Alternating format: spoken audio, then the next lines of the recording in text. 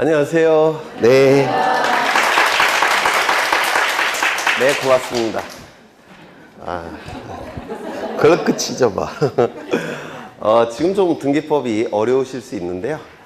등기법 지금 6월인데 가장 난이도 높은 것까지 다 보시는 거예요. 그 말은 뭘 얘기하냐면 이제 쉬워질 일만 남았어요. 그렇지 않을까요? 네, 가장 최고, 우리 시험에 나올 수 있는 가장 최고 난이도까지 다 이번에 보시는 거니까 이제 쉬운 일만 남았다 이렇게 생각하시면 돼요. 어디 할 차례죠? 85페이지. 85페이지. 네. 지난 시간에 한 거를 좀 확인을 해보면 우리 민법에는 사적자치 원칙이 가장 중요한 원칙이라고 얘기합니다. 신의성실의 원칙은 저 학교 다닐 때 그때 가장 중요한 원칙이라고 했고 지금은 사적자치 원칙이 가장 중요한 원칙이래요. 이 사적자치 원칙이 우리 등기법에 뭘로 관철이 된다고 했습니까? 신청주의. 그렇죠. 그래서 신청이 있을 때만 등기소는 등기를 할 수가 있습니다. 신청이 없을 때는 등기소에서 등기를 할 수가 없어요. 그렇죠. 이 신청도 당사자가 신청함이 원칙이라고 했죠. 당사자가 신청하는 게 원칙입니다. 그런데 예외적으로 법령의 근거 규정이 있을 때는 법원의 명령, 두 번째는 등기관의 직권, 예외는 반드시 법령의 근거 규정이 있어야 됩니다. 이것도 한번 출제된 적이 있어요. 옛날에 법원의 명령, 그 다음에 등기관의 직권은 반드시 법령의 근거 규정이 있어야지만 그게 가능합니다. 그런데 원칙은 당사자가 신청한 게 원칙인데 예외적으로 강공서가 당사자일 때는 어떻다고 했습니까? 신청이라는 용어를 쓰지 않고 촉탁이라는 용어를 썼습니다.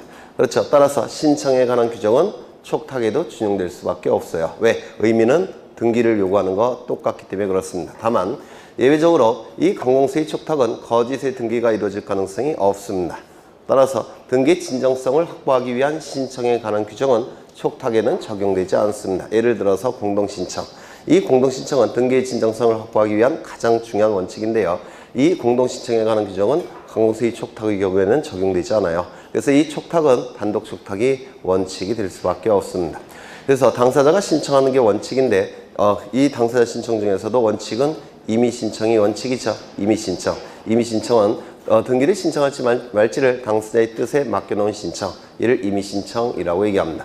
다만 예외적으로 신청 의무를 부과하는 게 있었죠. 첫 번째, 부동산 등기법에서 표제부 등기는 사유 발생일로부터 1월 이내에 등기를 신청할 의무가 있습니다. 다만 가태료 규정은 삭제가 됐다고 했는데 기억나십니까? 가태료 규정은 삭제가 됐어요.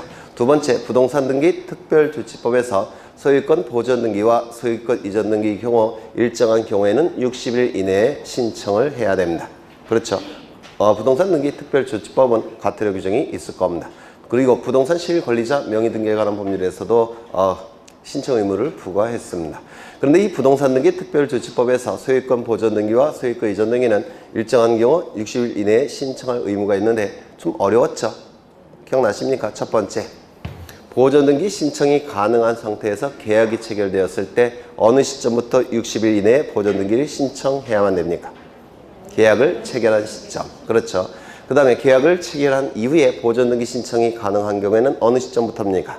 보전 등기 신청이 가능한 시점부터 60일 이내에 보전 등기를 신청해야만 됩니다. 그렇죠. 소유권 이전 등기는 두 가지가 있었죠. 첫 번째는 뭐가 있었죠?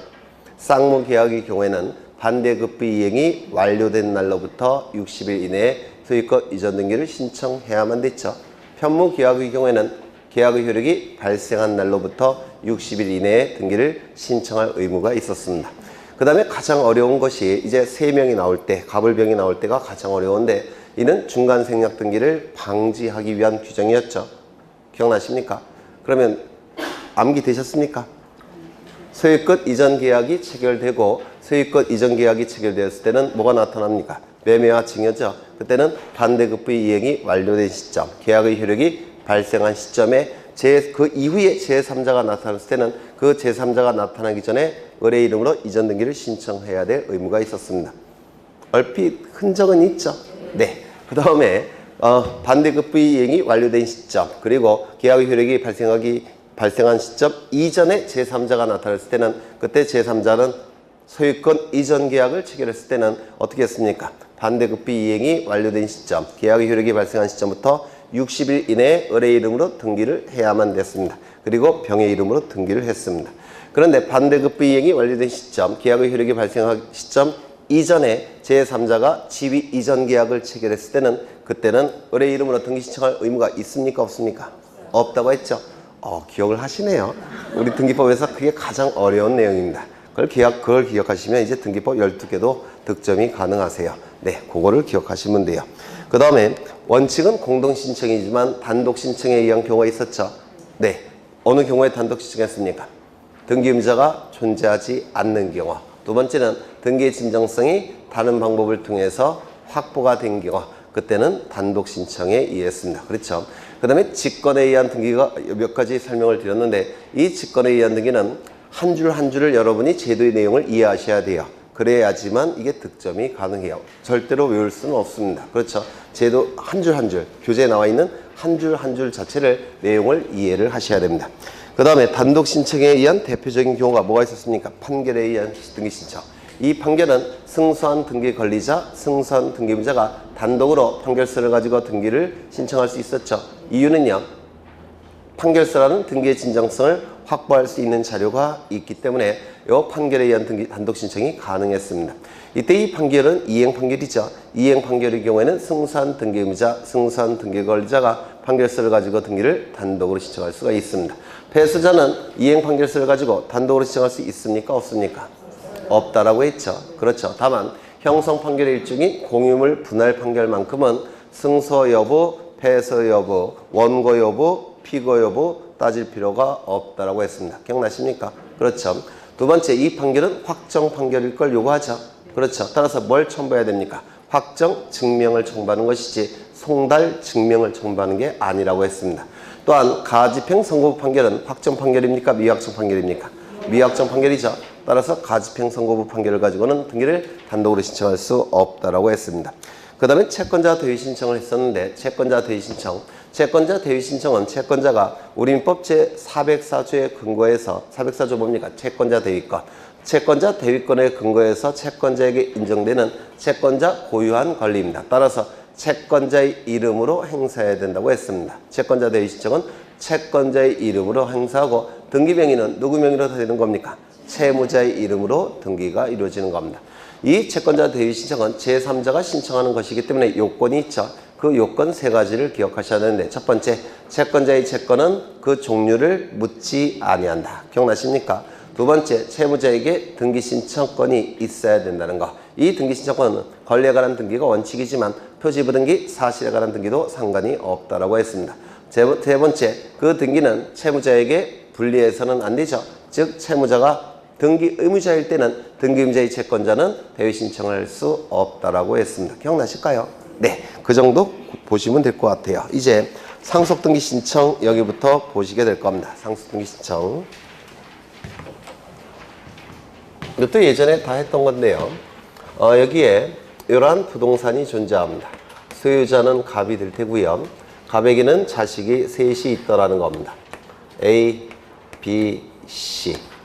이때 갑이 사망을 하게 되면 요 돌아가신 양반을 피상속인이라고 불러요. 상속을 당한 사람이란 뜻입니다. 피상속인. 그러면 이 피상속인은 돌아가신 분이니까 권리 능력이 있습니까? 없습니까? 없겠죠. 권리 능력이 없기 때문에 소유권을 가질 수가 없을 겁니다. 따라서 이 피상속인이 가지고 있는 모든 재산적 권리와 의무는 하나도 빠짐없이 상속인 A, B, C에게 포괄해서 승계가 이루어질 겁니다. 하나도 빠짐없이 포괄해서 승계가 이루어질 텐데 이를 뭐라고 부릅니까? 상속이라고 부릅니다. 피상속인이 사망하면 피상속인이 가지고 있는 모든 재산적 권리와 의무는 하나도 빠짐없이 상속인에게 포괄해서 승계가 이루어지는데 이를 상속이라고 부릅니다. 그러면 이 ABC는 이 부동산에 대한 소유권을 공유하겠죠. 그런데 그 지분은 보통 피상속인이 지정을 해주는 게 원칙이에요. 지정상속분이 원칙입니다. 그런데 지정하지 않을 때는 그때를 대비해서 법이 상속분을 정해놨죠. 골고루 가져야 되겠죠. 3분의 1씩, 3분의 1, 3분의 1, 3분의 1씩 소유권을 취득할 겁니다. 배우자도 있으면 배우자는 1.5배를 더 받아요. 배우자는. 그래서 배우자 있으면 계산이 복잡해져서 제가 죽여버렸어요. 네. 예전에는 와이프를 죽였다 이런 표현을 썼더니 수험생들이 싫어하세요. 그래서 배우자를 이렇게 바꿨습니다. 배우자는 상속분이 더 1.5배를 받기 때문에 계산이 복잡해져요. 그래서 제가 지워버렸습니다. 죽여버렸어요. 네. 제 배우자는 아니에요. 네. 그러면 이때 갑이 가진 모든 재산적 권리 의무는 A, B, C에게 포괄해서 승계가 이루어지니까 무슨 등기를 해야 될까요? 네, 권리의 주체가 바뀌었죠. 권리의 주체가 갑에서 A, B, C로 바뀌었죠. 주체의 변경을 민법에서 뭐라고 얘기합니까? 이전이라고 불러요. 이전. 그렇죠. 그래서 소유권 이전 등기를 하게 될 겁니다. 소유권 이전 등기를 할 텐데 등기 원인은 뭡니까? 상속이 될 겁니다. 등기 원인은 상속이 될 거예요. 그리고 등기부에는 A, B, C의 지분이 들어가겠죠. A 3분의 1, B 3분의 1, C 3분의 1 이렇게 공유로 등기가 될 겁니다. 이 등기가 이루어짐으로 인해서 등기부만 놓고 형식적으로 판단할 때 이익이 발생한 자는 누굽니까? A, B, C 등기 권리자. 불이익이 발생한 자는 누굽니까? 갑 등기 의무자. 갑은 돌아가셨으니까 등기 의무자가 존재하지 않죠. 따라서 이 등기는 단독입니까? 공동입니까? 단독 신청에 의해서 이루어지게 될 겁니다. 이때 상속인 1인인 요 C는 자신의 지분만에 대해서 상속 등기를 신청할 수 있습니까? 없습니까? 이렇게 없다고 했죠. 물권 변동 과정을 제대로 공시하지 못했기 때문에 상속인 1인은 자신의 지분만에 대해서 상속 등기를 신청할 수 없을 겁니다. 다만 전원 명의로 상속 등기 신청할 수 있습니까? 네, 이건 가능하다고 했습니다. 시험에 자주 나오니까 좀 기억해 두셔야 돼요. 상속인 1인은 자신의 지분만에 대해서 상속 등기를 신청할 수 없지만 전원 명의로 상속 등기 신청할 수 있다는 겁니다. 요와 같은 논리가 보전 등기에서도 나타나죠. 그렇죠. 지분권자 1인은 자신의 지분만에 대해서 보전 등기 신청할 수 없지만 전원 명의로 보전 등기를 신청할 수가 있습니다. 하나 더 가죠. 이 상속과 대단히 유사한 것이 포괄유증이에요. 포괄유증. 그럼 포괄유증을 받은 자 1인은 자신의 지분만에 대해서 포괄유증으로 인한 소유권 이전 등기 신청할 수 있을까요? 없을까요? 요건 가능합니다. 요건 가능해요. 그래서 이 상속 등기와 구별되니까 출제가 될 가능성이 있어요. 그래서 다시요. 포괄유증을 받은 자 1인은 자신의 지분만에 대해서 포괄유증으로 인한 소유권 이전 등기를 신청할 수가 있다 없다? 있다. 요거까지 기억하시면 될 겁니다. 그렇죠. 그러면 이제 요 A, B, C 명의로 등기가 이루어졌는데 이때 A가 동생들을 불러냅니다. B와 C를 불러내요. 불러내서 우리 얘기 좀 하자 이렇게 얘기합니다. A는 뭐 어떤 사람이라고 했죠? 고시 공부를 30년 동안 했습니다. 고시 공부를 30년 동안 했으니까 물론 집이 없겠죠. 그리고 와이프도 없을 겁니다. 안타깝네요. 와이프도 없을 테고 그 다음에 재산도 하나도 없을 테고 직업도 없을 겁니다. 그런데 이 B씨는 동생들인데요. 얘는 의사고 얘는 공무원이에요. 그런데 재산은 A가 지내야 되니까 A가 동생들을 불러내서 할 얘기가 있다 이렇게 불러냅니다. 그래서 내가 제사 지내야 되니까 요 아버지가 살고 계셨던 요 아파트 내가 가지면 안 되겠느냐 이렇게 얘기를 합니다. 그러면 동생들은 가지라 그러겠죠. 물론 집에 가면 되게 혼나겠죠. 아닌가? 네. 그래서 요 B씨가 이제 형이 가져 이렇게 동의를 해줬다는 겁니다. 이는 상속재산 분할 협의가 이루어진 겁니다. 그런데 물론 집에 가면 나중에 딴소리 할 거예요. 집에서 혼난 다음에는. 그래서 이 상속재산 분할 협의를 할 때는 반드시 서류를 먼저 작성을 해놔야 됩니다. 그래서 집에 가서 와이프가 뭐라 그래도 이걸 번복할 수 없을 거예요. 상속재산 분할 협의가 이루어지고 서류가 작성이 될 겁니다. 이 상속재산 분할 협의서 이렇게 작성이 됐는데요. 그 내용이 여기다 이렇게 기록이 될 테고 여기 A, B, C의 도장이 찍힐 겁니다. 그러면 A, B, C의 도장이 찍혔다면 나중에 이 분할 협의서가 등기소에 제공이 될 텐데요. 등기관은 이 도장이 진짜 A, B, C의 도장인지를 확인할 필요가 있을까요? 없을까요? 있겠죠. 따라서 뭘 첨부해야 될까요? 인감증명. 인감증명을 첨부해야 될 겁니다. 인감증명을 첨부를 해야 됩니다. 등기소에 제공이 될 때는 이때 요 상속재산 분할협의는 우리 민법에 의해서 소급표가 인정이 됩니다. 어느 시점까지 소급이 되느냐면 그렇죠. 갑 사망시까지 소급표가 인정이 돼요. 갑 사망시까지. 그러면 이 소급표 때문에 갑 사망 시점부터 누구의 이름으로 등기가 돼야 됐던 겁니까? A의 이름으로. 그렇죠. 그러면 이 등기는 처음부터 잘못된 등기죠. 원시적 일부 불일치. 이 부분에 대해서는 원시적 일부 불일치가 발생했죠. 왜? 소급표 때문에. 이해가 되십니까? 그러면 원시적 일부 불일치가 발생했을 때 이를 일치시켜주는 등기가 무슨 등기입니까? 경정등기죠. 그래서 소유권에 관한 경정등기가 이루어져야 됩니다. 그 이후에 이것이 등기소에 제공이 되면 소유권 경정등기가 이루어지게 될 겁니다. 그러면 이 소유권 경정등기는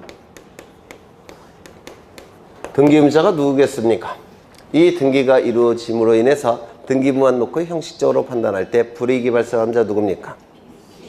네, B씨죠. 지분이 3분의 1씩 줄어들죠. 그래서 B씨. 그 다음에 이익이 발생한 자 누굽니까? A죠. 그래서 이 소유권 경정등기는 A 명의로 등기가 되는 거기 때문에 단독신청입니까? 공동신청입니까? 공동신청이 될 겁니다. 그래서 이 소유권 경정등기는 상속등기의 일종인데요. 그런데도 불구하고 공동신청이에요.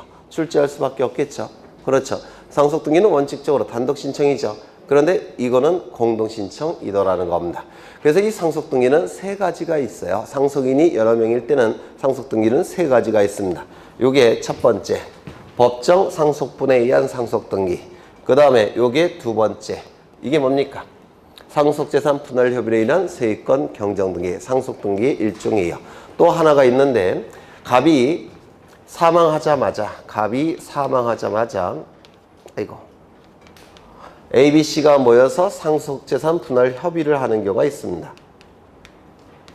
갑 사망하자마자 A, B, C가 모여서 상속재산 분할 협의를 하는 경우가 있어요. 즉 법정 상속분에 의한 상속등기를 하지 않고 곧장 협의를 하는 경우가 있습니다. 협의가 이루어지면 그 협의에 의해서 누구의 이름으로 소유권 이전 등기가 이루어지겠습니까? 네? 상속을 원인으로 해서. 협의가 끝났다고요. 그러면 곧장 누구의 이름으로 되겠습니까? A의 이름으로. 그렇죠. 네, 그래서 이건 협의 분할로 인한 소유권 이전 등기예요. 이렇게 세 가지가 있습니다. 하나, 둘, 셋. 그래서 세 가지 다 기억하시면 좋겠지만 뭐 이것까지는 기억 안 하셔도 될 것 같아요.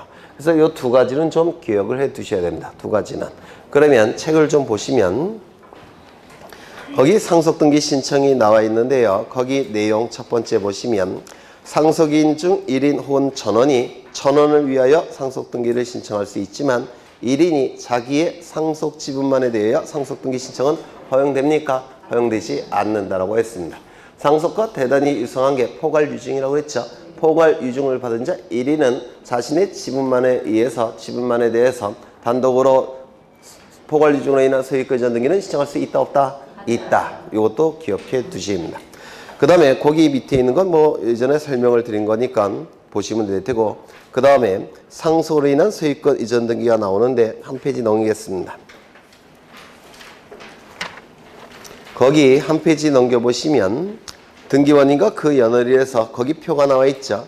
상속등기 종류 세 가지가 거기 소개되어 있습니다. 첫 번째, 상속을 원인으로 한 소유권 이전 등기. 이게 바로 법정 상속분에 의한 상속등기를 얘기하는 겁니다. 첫 번째 거. 그 다음에 마지막 거를 보시면 상속등기 후에 상속재산 협의 분할에 의한 소유권 경정등기. 요거. 그 다음에 가운데 있는 게 이겁니다. 가운데가 요거예요. 요거. 그래서 이거는 갑 사망하자마자 상속재산 분할 협의를 해갖고 곧장 소유권 이전 등기를 하는 겁니다. 이렇게 세 가지 종류가 존재해요.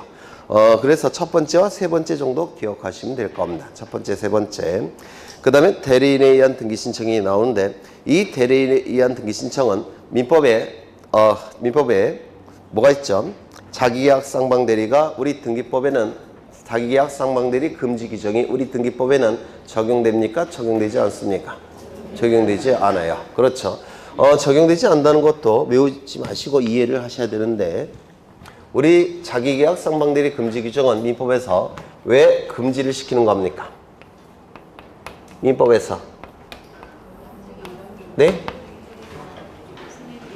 왜 금지시키고 있어요? 대리제도는 본인의 행위 능력을 보충하는 제도와 그 다음에 본인의 행위 능력을 확장하는 기능을 갖고 있죠. 처음 들어보세요? 네. 법정 대리는 본인의 행위 능력을 보충하는 제도입니다. 그리고 임의대리는 본인의 행위 능력을 확장시키는 제도예요. 쉽게 얘기해서 본인을 위해서 만들어진 제도입니다. 대리제도라는 게. 그렇죠. 그런데 이 자기계약 쌍방대리는 본인에게 해가 발생할 가능성이 대단히 높습니다. 그래서 우리 민법에서는 자기계약과 쌍방대리를 금지시키고 있는 겁니다. 대리제도는 본인을 위해서 만들어진 제도임에도 불구하고 이 자기계약 쌍방대리는 본인에게 해가 될 가능성이 대단히 높기 때문에 우리 민법에서는 금지시키고 있어요. 왜 본인에게 해가 될 가능성이 높냐면 이게 20억짜리 부동산입니다. 그런데 갑과 을이 매매계약을 체결했다면 20억의 대금을 결정하겠죠. 그렇죠. 그런데 갑이 을에게 대리권을 수여합니다. 그래서 이렇게 매매계약을 체결하는 경우가 있어요. 이게 뭡니까? 자기계약. 그렇죠. 대리인이 자기 자신과 계약을 체결하는 거. 이게 자기계약이에요. 그러면 대금은 얼마로 결정할까요? 을은 20억으로 결정하겠습니까? 그럴 가능성은 없어요. 그렇죠. 한 15억. 그러면 이 법률행위 효과는 본인에게 기속이 돼버리죠. 그렇죠. 그래서 본인에게 해가 될 가능성이 대단히 높습니다. 그래서 금지시킵니다. 되셨을까요? 이것도 마찬가지입니다. 여기 이런 부동산이 있고 갑이을과 매매 계약을 체결하면 20억 원의 매매 대금이 결정이 될 겁니다. 그런데 갑은 병에게 대리권을 수여했고 을도 병에게 대리권을 수여합니다. 그러면 매매 계약은 이렇게 체결이 될 겁니다. 그렇죠. 이게 뭡니까? 쌍방대리예요. 그렇죠. 이게 쌍방대리인데 그러면 이 병은 얼마로 대금을 결정할까요? 갑과 친하면 한 25억, 을과 친하면 한 15억. 그렇죠. 그래서 본인 중에 한 명에게는 손해가 발생할 수밖에 없습니다. 그렇겠죠. 그래서 쌍방대리도 금지시킵니다. 우리 민법에서는 본인에게 해가 되기 때문에 그래요. 그런데 등기는 얘기가 달라집니다. 왜 달라지냐면 등기 신청을 자기야 쌍방대리는 왜 허용할 수밖에 없냐면 매매계약은 이렇게 신청하는 겁니다. 계약을 체결하는 겁니다. 매매계약은. 단지 이 을은 등기소에 가서 이렇게 신청하는 거예요. 대금은 본인들이 결정하죠. 등기만 대신할 뿐입니다. 그러면 본인에게 해가 될 가능성이 있습니까? 없습니까? 없어요. 그렇죠. 이것도 마찬가지입니다. 등기에서는 이렇게 돼버려요. 이렇게 매매계약을 체결했고 등기 신청만 대리권을 수여한 겁니다. 그래서 이렇게 등기소에 가서 등기를 신청하는 겁니다. 그러면 대금은 본인이 결정할 테니까 쌍방대리도 우리 등기법에서는 금지할 이유가 없습니다. 맞습니까? 그래서 자기약 쌍방대리는 우리 등기법에서는 허용된다 이렇게 얘기를 하더라는 겁니다. 그리고 이건 채무의 이행행위에 불과하니까 민법의 단서 규정에 의해서 허용이 되는 겁니다. 그렇죠. 그 다음에 대리권의 존재 시점이라고 나와 있는데 대리권의 존재 시점은 등기 신청 행위를 대신하는 것이죠. 그러면 어느 시점까지만 대리권이 있으면 되겠습니까? 등기 신청 행위 완료 시점까지만 대리권이 있으면 되겠죠. 그렇죠. 그 다음에 등기가 실행이 될 때는 대리권이 없어도 상관이 없습니다. 이거 이해가 되실까요? 그렇죠. 그 다음에 여기 3번이 대단히 중요한데요. 3번이 거기 보시면 여기 보시면 갑은 을에게 병에게 대리권을 수여했습니다. 을도 병에게 대리권을 수여했어요. 그래서 이 병은 등기소에 가서 등기를 신청해야 됩니다. 등기를 신청하려고 사무실에서 나오는 순간 갑으로부터 전화가 옵니다. 보류를 해달라고 요청이 오더라는 겁니다. 등기 신청 행위를 잠시 정지해달라고 갑에서 전화가 왔다는 겁니다. 이때는 정지해야 될까요? 등기 신청하러 가야 될까요? 네, 가야 됩니다. 이유는요. 상대방의 이익을 위해서 그렇습니다. 그렇죠. 상대방은 등기가 실행되리라고 생각하겠죠. 그런데 이때 이 요청을 받아들이게 되면 어떻습니까? 상대방은 그 기대가 달성이 안 되죠. 따라서 이건 정지시켜야 될 겁니다. 그래서 이 3번 판례는 민법과 중개업법에서도 출제될 가능성이 조금은 있는 판례고 우리 등기법에서는 대단히 중요한 판례입니다. 그래서 이거 좀 기억해 두셔야 되고요. 그 다음에 대리권의 흠결 나와 있는데 이것도 대단히 중요하죠. 첫 번째, 대리권이 그 위임장 같은 거 대리권을 증명하는 서류를 등기소에 제출하지 않았다는 겁니다. 그러면 이때 첫 번째 간할 위반의 등기입니까? 아니죠. 간할 위반은 해당 안 되겠죠. 두 번째 등기 신청 사건이 등기할 것이 아닌 경우에 해당이 됩니까? 위임장만 제출하지 않았을 뿐이에요. 그렇죠. 따라서 이때는 3호부터 11호 어딘가에 해당이 될 테고 3호부터 11호 어딘가에 해당이 된다면 당연 무효도 아니고 직권 말소할 수도 없고 이의 신청을 통해서 말소할 수도 없을 겁니다. 맞습니까? 따라서 당연 무효가 아니기 때문에 실체관계 부합 여부로 판단해야 되겠죠. 실체관계에 부합한다면 이때는 유효, 실체관계에 부합하지 않는다면 무효가 될 겁니다. 대리권을 수여한 적이 없습니다. 본인이 대리인에게 대리권을 수여한 적이 없어요. 그러면 어떻게 되겠습니까? 실체관계에는 부합하지 않을 겁니다. 그렇죠. 그런데 위임장을 잊어버렸습니다. 그때는 실체관계에 부합이 될 겁니다. 그 다음에 네, 그 정도 보시면 될 테고, 그 다음에 4번에서 신청정보에 기록사항 나와 있는데 대리인도 신청정보에는 기록을 해야 됩니다. 신청정보에는 대리인의 이름, 주소 정도는 기록을 해야 돼요. 하지만 등기부에 기록되겠습니까? 안 되겠죠. 그런데 조심하셔야 될 게 비법인 사단재단을 조심하셔야 됩니다. 비법인 사단재단은 대표자나 관리인이 등기부에 기록이 된다고 했습니까? 안 된다고 했습니까? 네? 된다고 했죠.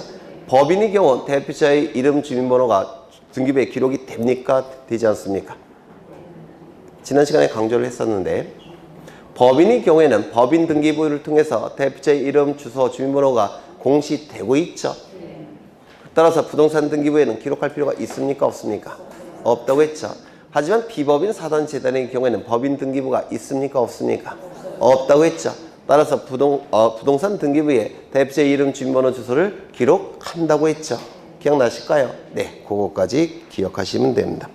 그 다음에 거민계약서가 나오는데 이 거민계약서를 제출해야 되는 경우 꼭 외워두시라고 했는데 언제 제출한다고 했습니까? 첫 번째, 등기 원인이 뭐일 때? 계약일 때. 두 번째, 등기의 목적이 뭐일 때? 소유권 이전 등기를 목적으로 할 때. 세 번째, 부동산에 관하여. 네 번째, 실체관계와 부합하는 경우. 실체관계에 부합하는 등기를 위해서. 등기원인 증서에 등기원인 증서, 등기원인 증명정보 이렇게 얘기하는데요. 등기원인 증명정보의 대표 주자는 뭐냐면 계약서예요. 계약서. 이 계약서에 간헐간청에 사각형 직인을 찍어야 됩니다. 거민이라고 쓰여진 사각형 직인을 찍는데 이 거민이 찍힌 계약서를 등기 신청 시 첨부해야 됩니다. 언제? 요 네 가지 요건을 충족할 때. 그렇죠. 그런데 갑과 을 사이에 분쟁이 발생했을 때는 계약서의 효력이 부정당하는 거죠. 그때는 뭐가 있겠습니까? 등기원인 증서가 판결서가 있겠죠. 이 판결서일 때도 이 네 가지 요건이 충족이 된다면 간헐간청에 거민을 찍어야 됩니다. 왜냐하면 판결서일 때는 거민을 찍을 필요가 없다라고 한다면 문제가 발생해요. 어떤 문제가 발생하냐면 이 거민을 찍을지 말지는 행정부의 고유한 판단 영역입니다. 근데 판결서일 때 거민을 받을 필요가 없다면 거민을 받은 것으로 간주되는 것이죠. 이건 그러면 거민 여부를 누가 결정한 겁니까? 법원이 결정한 거예요. 그렇죠. 그래서 등기원인 증서가 판결서일 때 거민계약서를 제출할 필요가 없다라고 한다면 법원의 판단이 행정부의 판단을 대신한 결과가 발생합니다. 이는 상권분립에 반하게 돼요. 이거 이해가 되실까요? 그래서 판결서일지라도 거민을 찍어야 됩니다. 거민을 찍을지 말지는 행정부의 고유한 판단 영역이기 때문에 그렇습니다. 이거 이해가 되실까요? 네, 좀 기억해 두셔야 됩니다. 이때는 거민계약서를 첨부해야 될 겁니다. 그러면 책을 보시면 요건 제가 다 써놨고요. 등기원인이 계약일 때, 등기의 목적이 소유권 이전 등기를 목적으로 할 때, 부동산에 관하여 실체관계와 부합하는 등기를 위해서 거민계약서를 첨부해야 될 겁니다. 그렇다면 등기원인이 계약이 아니라고 한다면 거민계약서 첨부하겠습니까? 첨부하지 않을 겁니다. 그러면 등기원인이 계약이 아니라 법률 규정에 의해서 변동이 된다면 거민계약서 첨부하겠습니까? 첨부하지 않겠죠? 맞죠? 법률행위는 세 가지가 있는데 뭐가 있습니까? 이 법률행위 안에는 반드시 뭐가 들어가 있죠? 의사표시. 민법에서 하셨죠? 네. 이 법률행위는 법적인 의미가 있는 행위인데요. 법적인 의미가 있다는 얘기는 의사표시가 있는 행위라는 뜻이에요. 그래서 이 법률행위는 의사표시가 반드시 있습니다. 민법에서 하셨을 거예요. 근데 의사표시가 반드시 있는데 의사표시 모습에 따라서 법률행위는 세 가지로 나눠지죠. 어떻게 나눠집니까? 의사표시가 하나만 있을 때 단독행위, 맞죠? 두 번째, 의사표시가 반대되는 방향으로 이렇게 합치가 됐을 때 이걸 뭐라고 얘기합니까? 계약. 계약이란 건 뭐냐면 요 계자가 엮일 계자예요. 엮일 계자. 그 다음에 약은 약속이란 뜻입니다. 이 약속은 의사표시란 뜻이에요. 그래서 약속이 엮였다라는 뜻이에요. 그렇죠. 그 다음에 뭐가 있습니까? 합동행위. 동일한 목적을 향해서 의사표시가 합쳐져서 하나의 법률행위가 될 때 합동행위라고 얘기할 겁니다. 이 중에서 뭐만?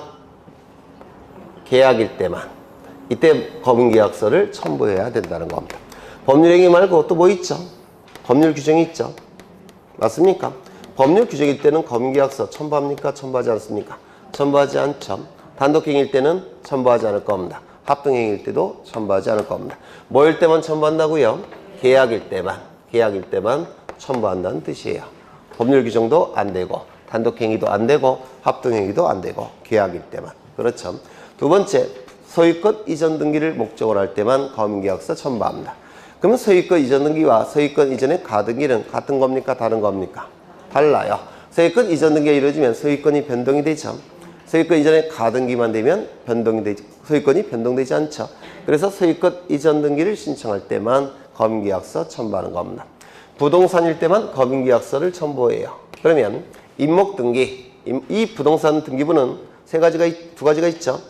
건물등기부, 토지등기부. 그렇죠.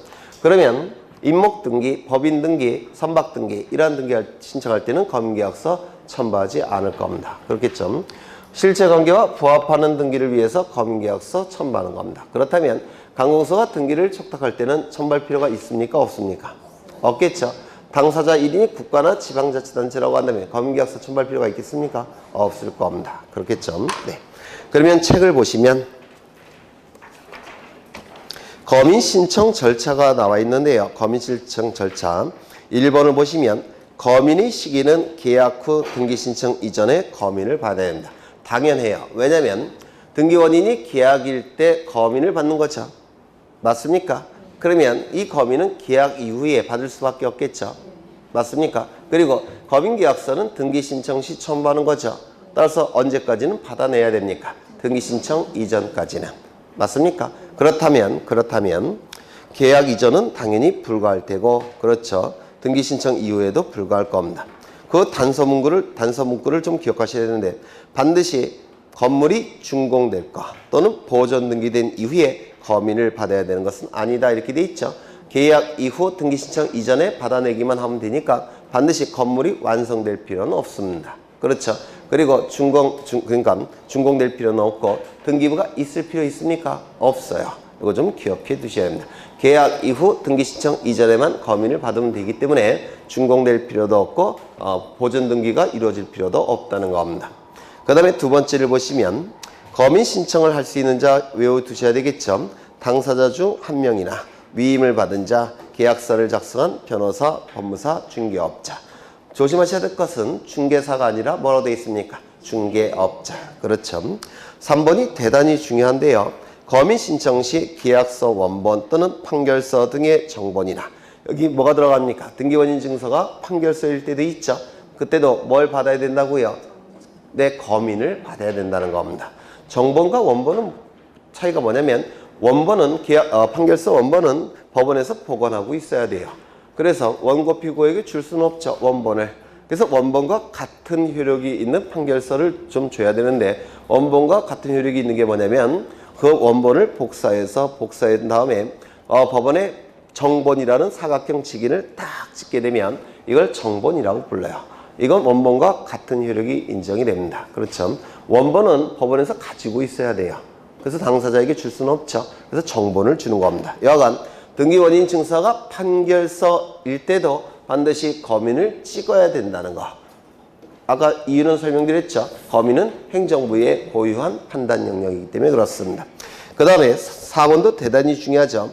거민 신청을 받은 시장 등은 계약서, 판결서 등의 형식적 요건의 구비 여부만을 심사한다. 즉 서류조사한다는 뜻이에요. 서류조사. 그래서 이 네 가지 요건을 서류조사한다는 뜻인데요. 이걸 뭐라고 부르냐면 형식적 심사라고 부릅니다. 이거 꼭 기억하셔야 돼요. 실질적 심사가 아니라 형식적으로 한 심사입니다. 그 다음에 그 밑에 검인을 받지 않는 경우를 기억하셔야 되겠죠. 외우셔야 돼요.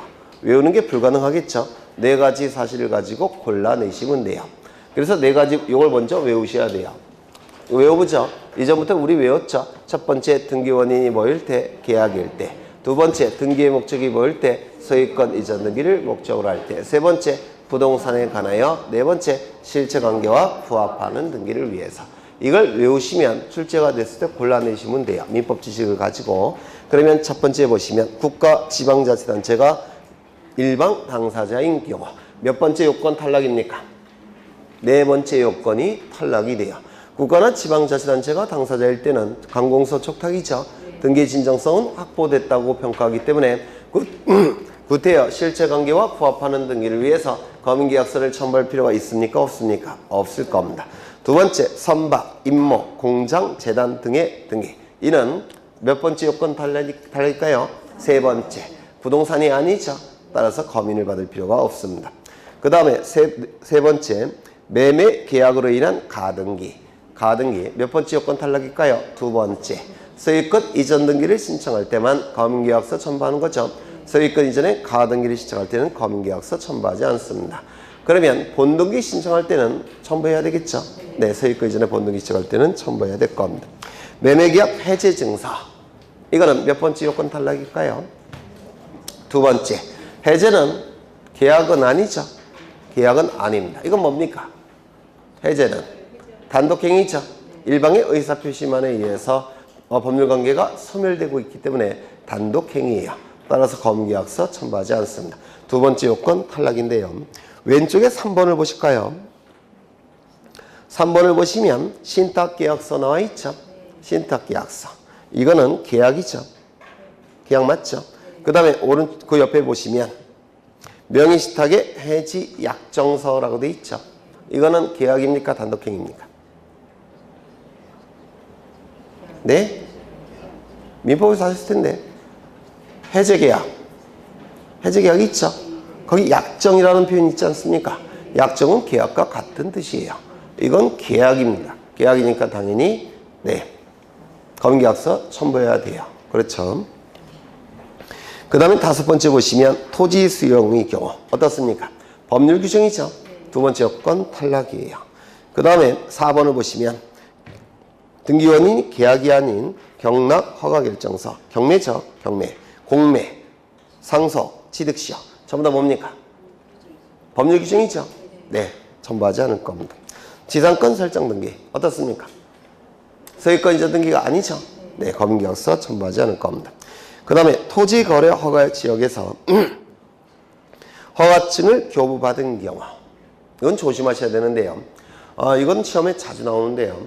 이 허가권자와 검인권자는 일치합니다. 허가권자와 검인권자는 일치해요. 똑같이 관할관청이에요. 일치하기 때문에 허가 여부를 결정할 때는 검인 여부도 판단해서 허가 여부를 결정합니다. 그러면 검인 여부를 판단해서 허가 여부도 결정하고 있기 때문에 허가가 났을 때는 별도로 검인을 받을 필요가 있겠습니까? 없어요. 이거 이해가 되실까요? 네. 그 다음에 진정 명예회복 등기. 이건 계약입니까? 아닙니까? 아니죠. 이건 법률 규정에 의한 물권변동 187조가 적용이 됩니다. 따라서 이것도 검인계약서 첨부할 필요가 없습니다. 이것만 있는 것도 아니에요. 더 많아요. 그걸 다 외워야 되느냐? 못 외워요. 그래서 이거를 외우신 다음에 대입을 해두시면 될 겁니다. 그 다음에 토지거래 규제지역 내의 토지거래에 대한 허가서, 토지거래 허가서 또는 토지거래 허가정보라고 부르는데 공법 시간에 공부하셨죠? 네. 언제 첨부합니까? 거래가 유상거래일 때. 두 번째, 등기원인이 계약이거나 또는 예약일 때. 요 예자는 미리 예자고요. 그리고 이 약은 계약이란 뜻인데 미리 체결한 계약이란 뜻이에요. 이 예약도 계약인데 계약의 일종인데 제가 여기다 포함시키지 않고 별도로 쓴 이유는 보통 예약이 체결되면 가등기를 하게 됩니다. 가등기를 포함시키기 위해서 제가 예약을 별도로 쓴 거예요. 세 번째, 등기의 목적이 뭐일 때? 소유권에 관한 등기 또는 지상권에 관한 등기를 신청할 때. 이때 가등기를 포함시킨다고 했죠. 소유권에 관한 등기 포함되는 것이고요. 지상권에 관한 가등기도 포함이 되는 겁니다. 이때 뭘 첨부한다고요? 토지거래 허가서 첨부한다고 했습니다. 토지거래 허가서를 첨부해야 돼요. 요 세 가지 반드시 암기하셔야 됩니다. 첫 번째, 거래는 유상일 때. 두 번째, 등기원인이 계약이거나 이약일 때. 세 번째, 소유권에 관한 등기나 지상권에 관한 등기를 신청할 때 모두 포함된다고요. 가등기도 포함이 됩니다. 이때는 뭘 첨부한다고요? 토지거래 허가서를 첨부해야 됩니다. 하나 더 기억하실 게 있는데 요 시점은 토지거래 허가구역으로 지정된 시점입니다. 그리고 이 시점은 토지거래 허가구역에서 해제된 시점이에요. 어떤 토지가? 이 토지가. 그러면 이 시점부터 이 시점까지 토지거래 허가 기간이겠네요. 맞습니까? 이때 토지거래 허가 정보는 이 토지거래 허가 기간 내에 계약이 체결되고 동시에 토지거래 허가 기간 내에 등기 신청이 있을 때 이때만 토지거래 허가 정보를 첨부하는 겁니다. 이때만 민법에서도 하셨을 거예요. 그러면 이때는 첨부할까요? 안 할까요? 계약은 이때 체결되었습니다. 그런데 등기 신청은 이때 이루어집니다. 그러면 이때는 토지거래 허가 정보 첨부할까요? 안 할까요? 안 합니다. 그래서 계약을 체결할 때도 허가구역이어야 되고 등기를 신청하는 시점에서도 허가구역이어야 돼요. 그때만 첨부합니다. 그러면 계약은 이때 체결되었습니다. 등기 신청은 이때 이루어졌습니다. 이때는 첨부할까요? 첨부하지 않을까요? 이때도 첨부하지 않습니다. 이거 이해가 되실까요? 이건 민법에서도 출제될 수 있으니까 좀 기억해 두십니다. 이때도 첨부할 필요 없고 첨부할 필요 없고 이때만 첨부합니다. 요거까지 기억하시면 돼요. 그러면 책을 보시면 2번을 보죠. 2번 88쪽의 2번을 보시면 허가구역이 지정된 후에 체결된 거래계약 또는 이약의 하나함 이렇게 돼 있죠. 그렇죠. 그래서 계약 체결일자가 지정 이전이고 등기 신청이 지정 이후라면 허가 받을 필요가 없다라고 했죠. 네. 오른쪽을 보시면 3번 토지거래 허가구역 내의 토지에 대해서 계약을 체결했지만 허가구역 지정 해제 후 소유권 이전 등기를 신청했다면 첨부할 필요가 있습니까? 없습니까? 없다고 했죠. 네, 민법에서도 출제될 수 있는 판례들이니까 좀 기억해 두셔야 될 겁니다. 이때도 표를 외우셔야 되는데 외울 수 없죠. 네, 이건 요 세 가지를 암기하신 다음에 대입해서 골라내셔야 돼요. 암기량을 줄여야 됩니다. 그렇죠. 다시 한번 외우고 가죠. 첫 번째, 거래는 유상일까? 두 번째, 등기원인은 계약이나 이약일까? 이약을 포함시키는 이유는 가등기를 포함시키기 위해서. 세 번째, 무슨 등기? 소유권에 관한 등기이거나 지상권에 관한 등기를 신청할까? 이때만 토지거래 허가 정보를 첨부하는 겁니다. 되셨을까요? 네. 그러면 밑에 걸 암기하시면 되겠죠. 첫 번째, 토지에 대한 무상의 증여계약, 지료의 지급이 없는 지상권 설정계약. 이건 뭡니까? 무상이죠. 무상이니까 토지거래 허가 정보를 첨부할 필요가 없을 겁니다. 지상권은, 민법상의 지상권은 원칙이 유상입니까? 무상입니까? 무상이에요. 민법상의 지상권은 원칙이 무상입니다. 그래서 지료는 특약이 있을 때만 그때 지료가 존재하는 거예요. 그렇죠. 2번, 토지에 대한 명의신탁의 해지 또는 신탁. 여기 명의신탁의 해지. 이거는 요 세 가지 요건 중에서 뭐 탈락일까요? 네? 계약이 아니죠. 계약이 아닙니다. 계약이 아닌 해지는 단독행위라고 했죠. 해지는 민법에서 단독행위라고 공부하셨을 거예요. 일방의 의사표시만에 의해서 법률관계가 소멸되는 것이라서 단독행위입니다. 계약이 아닙니다. 두 번째 요건 탈락입니다. 세 번째, 그 옆에 보시면 신탁. 신탁법상의 신탁계약. 이건 계약이에요. 계약인데 뭐 탈락일까요? 네? 첫 번째 요건 탈락입니다. 신탁법상의 신탁은 무상의 원칙입니다. 무상의 원칙이니까 첫 번째 요건 탈락이에요. 3번을 보시면 토지에 대한 전세권, 임차권, 저당권. 몇 번째 탈락일까요? 세 번째죠. 소유권에 관한 등기, 지상권에 관한 등기를 신청할 때만 허가서 첨부하는 겁니다. 그 다음에 5번 계약이 아닌 경우 두 번째 요건 탈락이겠네요. 상속 뭡니까? 법률 규정. 법률 규정이죠. 계약이 아니죠. 두 번째 유증. 몇 번째 요건 탈락입니까? 유증. 유언을 통한 증여. 네?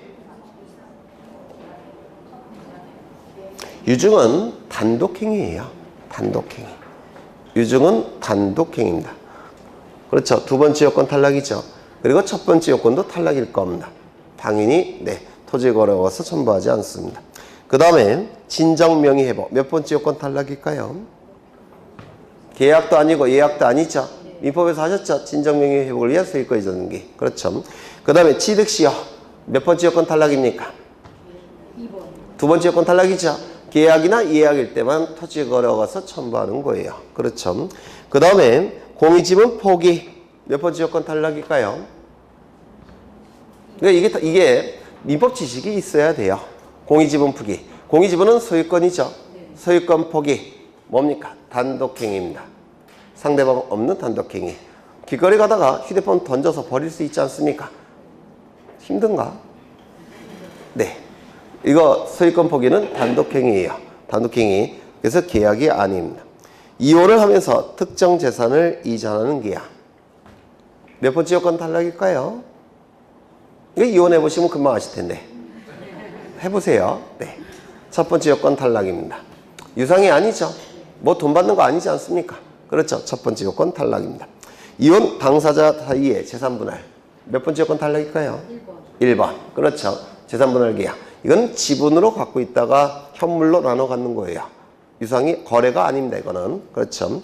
그 다음에 가등기 시 토지거래 허가를 받은 경우에 본등기. 가등기 신청할 때도 토지거래 허가서 첨부한다고 했죠. 그러면 본등기 신청할 때 첨부할 필요가 있습니까? 없어요. 그렇죠. 토지거래 허가구역으로 지정되기 전에 계약을 체결한 경우. 그 다음에 등기 신청 이전에 토지거래 허가구역에서 해지된 경우. 설명드렸죠? 이때만 토지거래 허가 정보 첨부하는 겁니다. 그렇게 공부하시면 돼요. 그 다음에 인감증명. 인감증명을 보시기 전에 먼저 농지증도 좀 외워두시죠. 농지취득 자격증명원.